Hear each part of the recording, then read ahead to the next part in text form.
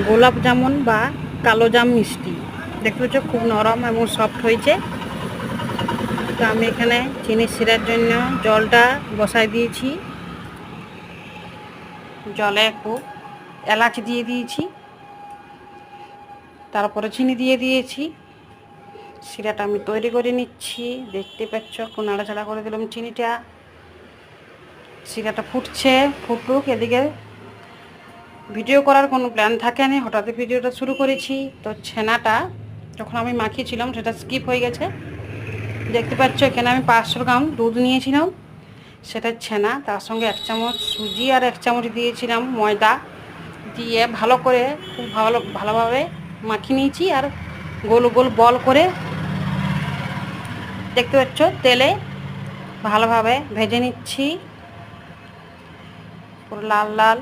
বেশ ভালো একটা গোলাপ জামুনের কালার করে নিচ্ছি। সমস্তগুলো এই 500 দুধে মোটামুটি 12 থেকে 14টা হয়েছিল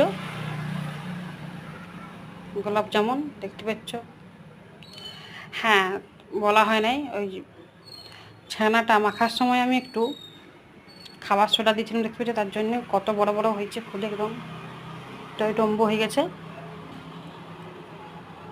তো আমার খুব অসুবিধা হয় পরে কথা বসাতে, তার জন্য একটু অসুবিধা হচ্ছে, উল্টা পাল্টা বলা হয়ে যাচ্ছে। দেখতে পাচ্ছ বেশ লাল লাল একটা ব্রাউন কালার করে আর তুলে নিচ্ছি। ক্যামেরার জন্য হয়তো একটু হালকা হালকা লাগছে। তো এরপর দেখো আমি সেই শিরাটার মধ্যে, চিনি শিরার মধ্যে দিয়ে দিয়েছি।